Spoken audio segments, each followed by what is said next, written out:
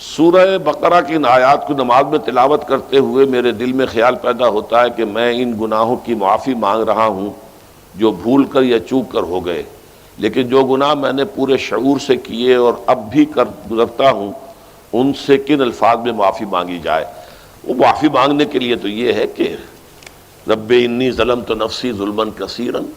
جیسے حضرت آدم سے خطا ہوئی تھی اور حضرت حوا اور آدم نے دعا مانگی تھی ربنا ظلمنا انفسنا وان لم تغفر لنا وترحمنا لنکونن من الخاسرین، وہ دعائیں بھی قرآن مجید میں موجود ہیں۔ یا جیسے کہ حضرت یونس علیہ السلام سے غلطی ہو گئی تھی، اللہ کی اجازت کے بغیر وہ اپنی قوم کو چھوڑ کر چلے گئے، تو انہوں نے جو تسبیح کی ہے،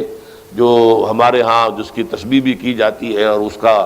آیت کریمہ کا جو ہے ورد کیا جاتا ہے، بلکہ وہ بھی اصل میں قلب کی گہرائیوں اور شعور کے ساتھ جو اگر ادا کی جائے تو بہت لا الہ الا انت سبحانک انی کنت من الظالمین، تو یہ جو ہے استغفر اللہ ربی من کل ذنب واتوب الیہ، یہ بھی ہے۔ تو مختلف ہے اس کے لیے کہ جو قرآن مجید میں بھی آئی ہے اور احادیث میں بھی۔ البتہ توبہ کے بارے میں چونکہ ذکر آج ہوا ہے اور آپ نے سوال بھی کیا ہے، تو یہ بات واضح ہو جانی چاہیے، توبہ کی 3 شرطیں ہیں صحیح توبہ ہونے کی،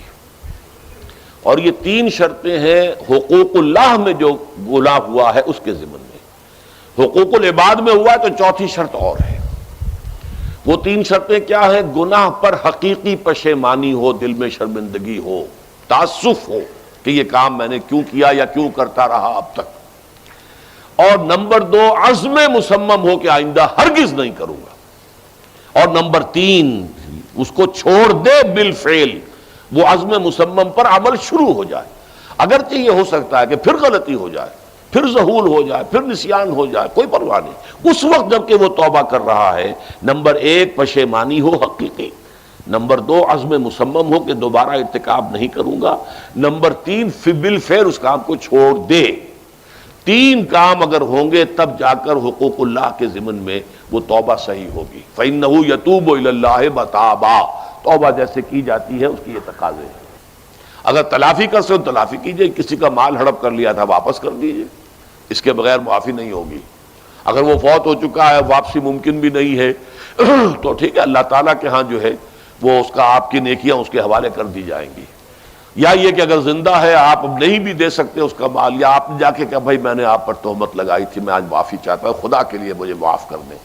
اور یہاں تک آتا ہے بعض صحابہ کا طرز عمل کہ ایک صاحب اپنے اسی طریقے سے ساتھی سے معافی مانگ رہے تھے، انہوں نے کوئی سرسری طور پہ کہا اچھا جی ٹھیک ہے میں نے معاف کیا، لیکن انہوں نے محسوس کیا کہ یہ دل سے معاف نہیں کر رہے، وہ زمین پر لیٹ گئے اور اپنا گال ایک جو ہے زمین پر ٹکا کر دوسرے کا، اس پر میرا اپنا پاؤں میرے دوسرے گال پر رکھو تو مجھے یقین ہوگا کہ تم نے واقعی مجھے معاف کیا ہے۔ تو یہ کیفیت تو اس انسان کی ہوگی نا جسے واقعتاً محاسبہ اخروی کا احساس ہو اور شدید کہ اس کی جواب دہی ہوگی، تو اس کے لیے تو پھر وہ ہر طرح سے تلافی کے لیے خوشامد کرے گا، بھائی خدا کے لیے مجھے معاف کر، اور جی معاف کر دیں آپ، بس یہ کیا ہے، ایک معافی وہ ہوتی ہے، وہ جو پولیس والے بھی معافی مانگ لیتے ہیں کبھی کبھی، تو وہ معافی نہیں ہوتی، حقیقتاً دل سے آپ معافی مانگیں تو وہ ہے معافی، اور واقعتاً دل سے معاف کریں۔